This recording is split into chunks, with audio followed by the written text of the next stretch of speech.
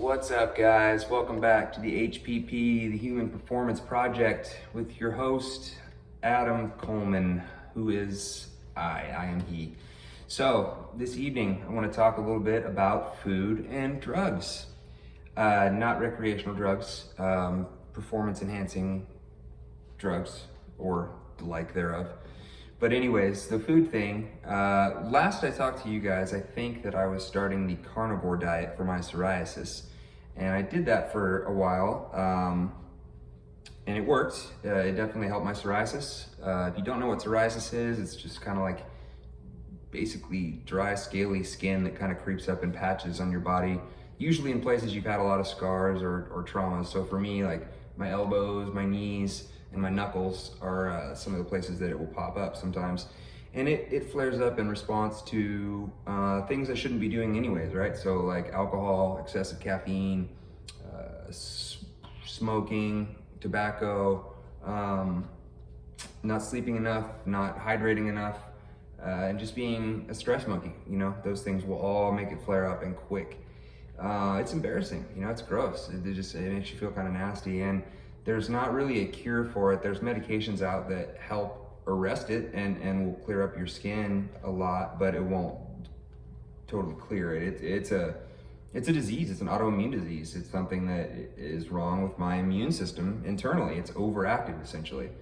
So back to the carnivore diet, the idea behind that is to give your body so few food options to deal with that it doesn't have to produce any histamines or anything to deal with all of these different array of chemical compounds that it's breaking down. If you're just eating meat and eggs, it's pretty basic, right? And there's not a whole lot of histamines produced in response to those things, but there are a lot of acids and other things that your body produces in response to digesting meat. And there is a big strain on your kidneys with excessively high protein in your diet. So excessively high being like more than 1.5 grams per pound that you weigh, or if you have any renal issues, any kidney issues. I was doing some research, talking to some people, and just kind of poking around online, and I'm sure you guys are aware that the plant-based diet has become all the rage. And for a long time, man, I was totally anti-plant-based. I was anti-soy, and very pro animal protein, and that's because that's what I was taught. You know, I was taught that complete proteins, which you can only get from animal products and animal proteins, with very few exceptions, is the way that you need to, or the macronutrient that you need to have, you know, a staple amount of in your diet in order to get big and strong. And vegetarians, vegans, people that didn't eat animals weren't going to get enough complete protein and therefore weren't going to be as big and strong. Besides the protein, you know, there's a lot of other nutritional benefits to some meat products, like steak, for example. Very abundant in B vitamins, natural creatine monohydrate source, iron. You know, the salmon is another good example. The omega-3s that you get from fish, and specifically salmon, you know, invaluable for your heart, brain, hair, skin, nails, eyes, everything. Of course, you can take that supplemental form, but I like salmon, you know, so I feel like my whole life has been a lie almost, you know. It's all this protein, protein, protein, or else you're just not gonna ever get big. And getting big is all well and good, but what really got my attention with a plant-based diet compared to a meat-based diet was the endothelial response to the foods. So the lining in your blood vessels is your endothelium. And in response to a plant-based diet, there was a lot more elasticity shown. So there was better circulation, right? The meat-based meal, however, the endothelial cells did not function nearly as well. And so there was not as good a circulation. So what does that mean to you, the athlete? It means you're not getting as much blood to your muscles. It means you're not gonna be able to last as long while you're working out. It means you're not gonna recover as fast when you're not working out. Two things that, no bueno, you know, you don't wanna waste your time. So, after hearing several athletes that I respect, and people in the nutritional and exercise field that I respect, hearing their opinion, their reasonings. The plant-based diet is actually something that I'm gonna be trying a little bit. You know, I'm not gonna just go whole hog and throw out every piece of protein in my house. And I am still gonna eat egg whites and eggs, and I am still gonna eat whey protein powder. And yogurt also, certain yogurts, non-sugared yogurts are the other only animal source that I'm gonna keep in my diet. But like, I had already eliminated cow milk a long time ago. I learned that I responded better to almond milk. And when you're trying to get shredded, the lactose sugar that's in milk you can't have anyways, you know? So a lot of it had kind of just gotten taken out of my diet for one reason or another at certain points in times, and it just kind of stayed that way because I felt better with or without the foods. But I must say that in the few days that I've been doing the plant-based food, first of all, it's nice to have a bigger variety of foods back besides just meat and eggs. Even though I love meat and eggs, it just doesn't feel that substantial. Even if you eat like 10, 12 ounces of steak, it's still just kind of like, what else is there, you know? But with the plant-based diet, obviously, you know, beans, legumes, untreated or unprocessed wheat, vegetables, fruits, obviously, you know, those are all things that are going to be bigger parts of my diet. And I must say that some of the meat substitutes, like, they're pretty tasty. They're pretty tasty. And the lipid profile from the types of fats that are in the replacement foods compared to ground beef, for example, much better, much better. So it does have its advantages. Back to the whole soy and estrogen thing, you know, I'd been taught from a young age that excessive soy in a male's diet can cause estrogenic side effects. That means you can start to experience things like gynecomastia and increased body fat and fluid retention, hormone problems, mood fluctuations because of eating excess soy. Not necessarily true. And it made sense when they broke it down and saying that eating soy actually can mitigate estrogen response in the male body because the soy proteins, the soy isoflavones, will actually occupy the estrogen receptor sites because they're similar in molecular makeup. So if that site is occupied or blocked, it's not going to be active. There's not going to be any conversion to estrogen or any side effects from excessive estrogen. That made a lot of sense to me, and it's something that I'm going to look more into and learn more about. But at this point, it's cool, you know. Performance on my last couple cycling rides has been awesome. Felt better after the rides were over. Had more energy throughout the day. I've gained a little bit of weight, but not increased body fat. And I feel fuller as far as my muscle bellies and stuff. And my endurance is pretty good in resistance training too, because I am still doing a lot of resistance training just in different forms. Not as much raw weightlifting, but still a lot of resistance training and plyometrics and things of that nature as well. So it's an athletic style training that I'm doing right now. I need the nutrition, I need the micronutrients and the calories as whole. So eating whole food at this point is important for me because I'm trying to get back on the wagon and get in some semblance of a competitive shape. Not necessarily for bodybuilding, but you know, something. I got surprises for you guys. I'm not gonna let them out of the bag now as far as what the competitions will be, but I'm starting something new tomorrow night, and I'll be making a video after that to tell you how the experience went. And we'll see what the future holds. But the other thing I wanted to talk about tonight was drugs. Not meth, heroin, cocaine, even though those are near and dear to my heart too. Talking about peptides, growth hormone peptides, analogs, secretagogues, things of that nature. If you haven't heard about them, I would suggest that you start researching a little bit. They're doing some pretty exciting things when it comes to topics like the prevention or protection against Alzheimer's,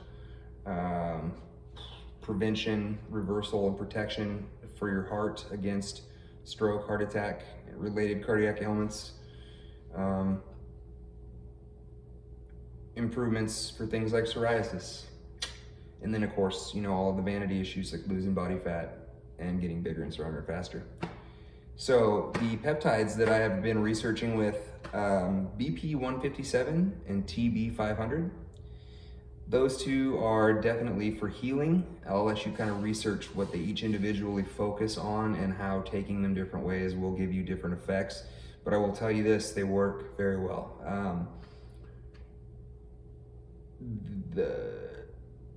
The healing effect, the regenerative effect was definitely noticeable in a pretty short amount of time from the BPC 157, and lingering injuries were not as noticeable and not as aggravating. Again, in a pretty short period of time.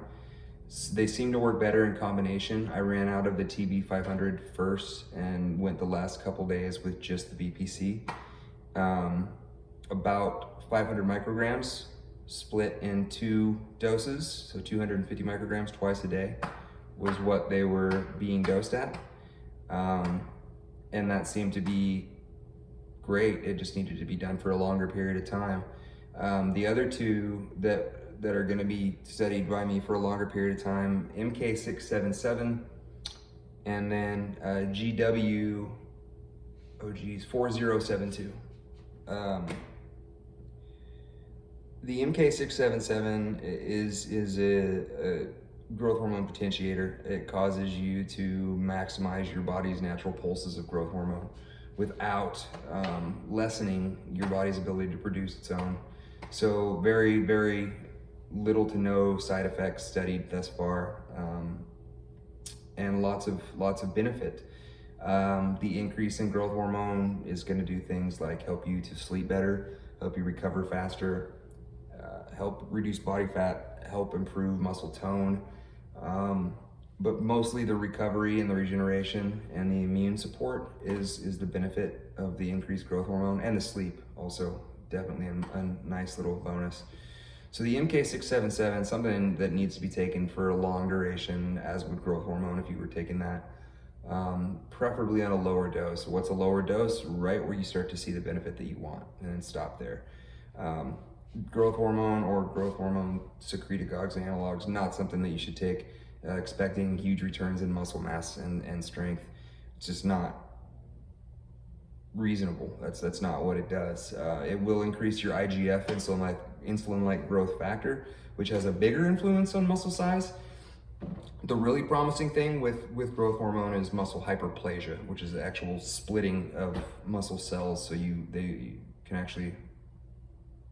make more muscle cells than you originally had inside your body, which can be exciting, you know, done under medical supervision in the future, I'm sure. But yeah, modest doses of the MK677, which is 25 milligrams taken once a day before bed, is when I've found that it works best for me.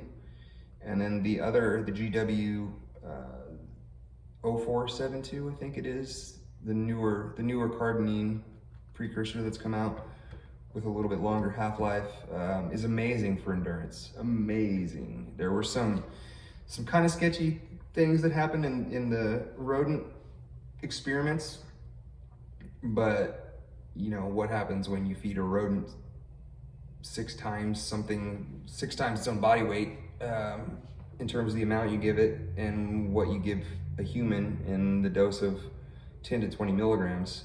I can't wrap my mind around them doing the same thing. So in other words, I can't see 10 milligrams of this solution that they were feeding a rat, you know, 75 to 100 milligrams of before there were side effect issues is going to cause a problem in a full-grown human being for a short amount of time. They haven't found any real substantial evidence yet, but it hasn't been around real long. So the cardenine and things like cardenine, which are they're delta agonists. They work on a completely different pathway to lose weight than your normal thermogenic or stimulant fat burner would. And that's, you know, another video all on its own, but it does help your body, it causes your body rather to use fat as an energy source rather than just immediate glucose. So you burn stored fat for fuel and you will use dietary fat more immediately as fuel. And like I said, the endurance increase is phenomenal. You know, the distance you can go is definitely longer on the first dose. The repetitions you can get, definitely a few more. And it's noticeable. So it's a definitely a promising compound for that. So I'll continue to give you some updates and eventually get some pictures and stuff going. But you know, so far so good. And if you guys have had any experience with any SARMs, what is the SARM? Selective androgenic receptor modulator, or peptides, or any other research chemicals that you've had great success with. If you have any questions about, I'm always open to questions and you know, constructive questions, not just nitpicking stupid questions like, I didn't like your hair in that video. I don't really care. Guess which finger I'm holding up for you. But I welcome constructive conversation, criticism, questions, what have you. So don't be afraid to reach out. You can reach me obviously by commenting, liking, and subscribing on this video, or you can reach me on any one of our social media modalities, Facebook, Instagram, or email, adrok, the numbers 11 @gmail.com.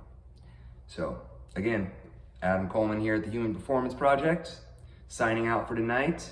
Good night, everybody. Enjoy your evening. Don't do anything I wouldn't do. And if you do, name it after me.